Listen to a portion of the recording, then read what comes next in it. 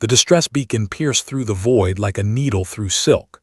Alex Reeves, salvage operator for the Outer Rim Mining Consortium, had seen hundreds of these signals in his 12 years working the asteroid belt between Kepler 442b and its dying star.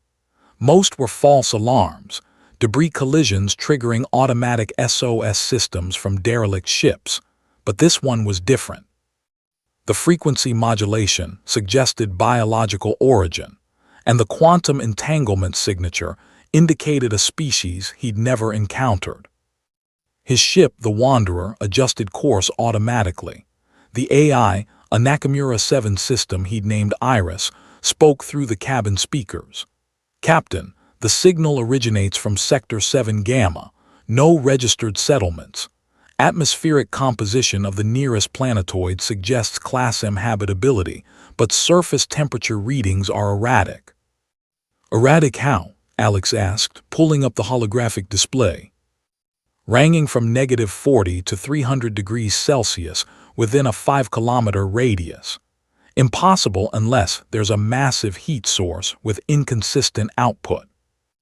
Alex's fingers danced across the haptic interface. Life signs. 7 distinct biosignatures, one significantly larger than the others, all showing signs of metabolic distress. The Wanderer broke through the planetoid's thin atmosphere 20 minutes later. What Alex saw defied every xenobiological classification he'd studied at the Academy. Stretched across a crystalline valley was a creature that could only be described as draconic, a being of obsidian scales and membranous wings that spanned nearly 200 meters. Its body temperature fluctuated wildly, the source of the atmospheric anomalies Iris had detected. The dragon's chest rose and fell in labored breaths, and surrounding it were 6 smaller versions, each no larger than a ground vehicle. Alex initiated landing protocols, his mind racing through first contact procedures. The consortium's official policy was clear: document, don't interfere, but the distress in that signal had been unmistakable. As the Wanderer settled onto the crystalline surface, the smaller dragons turned toward the ship. Their scales shimmered with bioluminescent patterns, a form of communication, Alex realized. Iris immediately began analyzing the light sequences. "Captain, I'm detecting a linguistic structure. Translating now." Alex engaged his environmental suit and stepped out of the airlock. The moment his boots touched the ground, the nearest dragon approached. Its eyes, triple-pupilled and iridescent, locked onto his. Then Iris spoke, translating the pulses of light into words. "Please don't hurt us. Mommy is dying." The words hit Alex like a physical blow. He'd expected alien sounds, perhaps pheromone-based communication, but not this. Not words that carried such raw, universal emotion.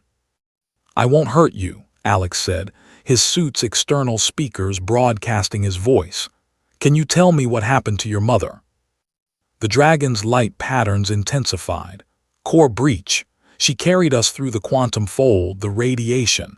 It's burning her from inside." Alex's mind clicked into overdrive.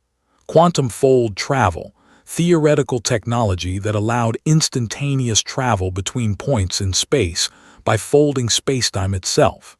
Humanity had been working on it for decades without success, and this creature had done it naturally but at tremendous cost. He approached the massive dragon, scanning her with his handheld medical tricorder. The readings were catastrophic.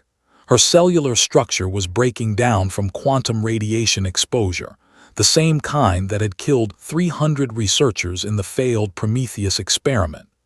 Every atom in her body was vibrating at frequencies that would tear her apart within hours. "Iris, can we synthesize quantum-stabilizing agents from the ship's medical bay?" "Theoretically, yes. But the dosage required for a creature this size would deplete our entire supply of catalytic converters. We'd be stranded here for months waiting for rescue." Alex looked at the baby dragons, their lights flickering with desperate hope.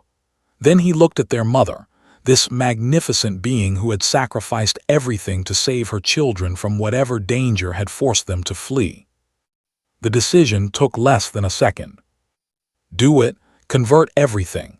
I'll manually reconfigure the synthesizers for mass production. For the next 6 hours, Alex worked with a focus he'd never experienced. He reprogrammed the medical bay's molecular assemblers, creating a compound that theory suggested might stabilize quantum decay. The baby dragons watched, their bioluminescence creating a mesmerizing light show that Iris confirmed was encouragement and gratitude. When the treatment was ready, Alex approached the dying dragon with 12 loaded hyposprays, each containing enough stabilizing agent to treat a human crew of 100. He pressed them against the creature's scales, injecting the compound directly into her primary circulatory nodes. For 10 agonizing minutes, nothing happened. Then the temperature fluctuations began to stabilize. The dragon's breathing eased. Her eyes, each the size of Alex's helmet, opened and focused on him. Light pulsed from her scales. Iris translated, "You saved us. Why?"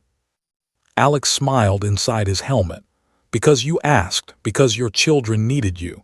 Isn't that reason enough?" The dragon's response was complex, layered with meanings Iris struggled to parse. But the essence was clear. "We are HFY. We fled the consuming dark that devours galaxies. We thought all species would see us as threats. But you chose compassion over fear." "My species has done terrible things," Alex admitted. "But we're also capable of incredible kindness. I'd like to think that matters more." The mother dragon rose slowly, her children gathering around her legs. She looked toward the stars, then back at Alex. "The galaxy will learn of this human who saved the last HFY nest. When the consuming dark comes for your worlds, we will remember. We will return. This is our vow." Alex watched as the dragons prepared to leave, their bodies beginning to glow with that same quantum energy. Before they vanished, the smallest dragon approached him one last time. "Thank you, Alex Reeves.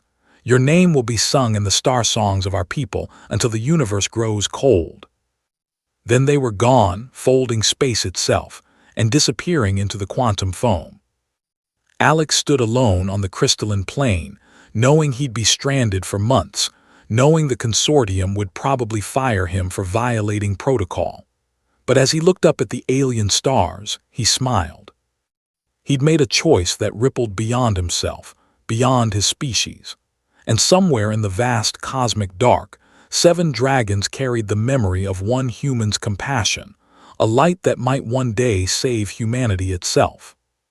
The galaxy would never be quite the same.